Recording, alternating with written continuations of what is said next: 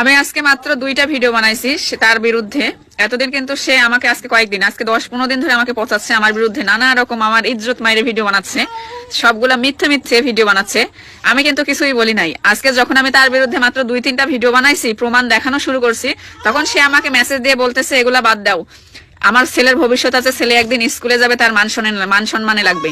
হ্যাঁ, আর এত সময় যে তার মাকে নিয়ে সে আজে বাজে উল্টাপাল্টা ভিডিও করতেছে আজকে কয়দিন, তাতে কিন্তু আমার ছেলের মান সম্মান যায়নি। হ্যাঁ, ঠিক আছে, তাতে কিন্তু আমার মান সম্মান যাচ্ছে না। কমেন্টে যায় বাজে বাজে কথা বলতেছে, সেগুলাতে একটা মান সম্মান যাচ্ছে না। মানে যেই দেখছে যে বিথি তো এখন মুখ খুলছে, এখন তো আমার সবগুলা বলে দেবে, এখন বলতেছে ছেলের মান সম্মানের কথা।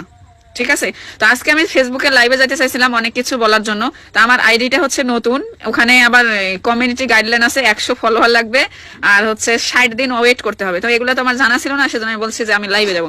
তো যাইতে মানে যাবো, তখন দেখছি এই অপশন গুলা দেখাচ্ছে। ঠিক আছে, তো যাই হোক, আমি কেবল দেখানো শুরু করছি। আমাকে যে চরিত্রহীন বানাইছেন, আমাকে জেনাকারী বানাইছেন, আমাকে কি বলবো, মানে 10 জনের কাছে এত পরিমাণ খারাপ বানাইছেন আমার চরিত্র নিয়ে, তো আমাকে কিছু বলতে হবে না আমি কেমন। আর আপনি যে একজন কাজের মেয়েকেও ছাড়েন না, সেটা আমার জানা ছিল না।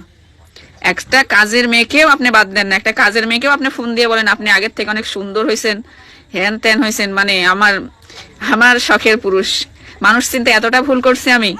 আর একটা কুকুরের লেজ কোনোদিন সোজা হয় না, সেটা এই মাত্র এই নেশাখোর মানিক, ইয়াবাখোর মানিক, একে না দেখলে কেউ বুঝতে পারবে না যে কুকুরের লেজ কোনোদিন সোজা হয় না। বিয়ের 6 বছর ধরে এই পর্যন্ত আমি আমার নিজ হাত দিয়ে তার ওরকম কয়টা 50টা রিলেশন আমি ভাঙছি, 50টা আমি রিলেশন ভাঙছি তার। আমি তাকে বারবার সুযোগ দিছি, কিন্তু যে সে জানি ভালো হয়, সে জানি ভালো হয়, আমি তাকে বারবার সুযোগ দিছি।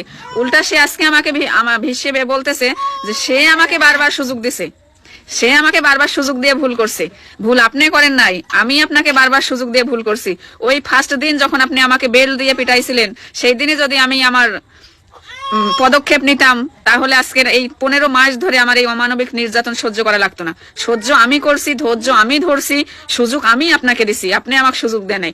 আপনি কালকে পরশুদিন আমাকে ফোন দিয়ে বললেন যে বিথি আপনি তোমার পায়ে ধরে আমার একটা সুযোগ দাও, লাস্ট জীবনে লাস্ট একটা সুযোগ দাও। আমার ছেলের মাথায় হাত দিয়ে বলতেছে আমি তো আমার আর মারবো না, অত্যাচার করবো না। আপনি আমার কাছে সুযোগ চাইলেন, আবার উল্টা আপনি আজকে আবার ভিডিও বানাচ্ছেন যে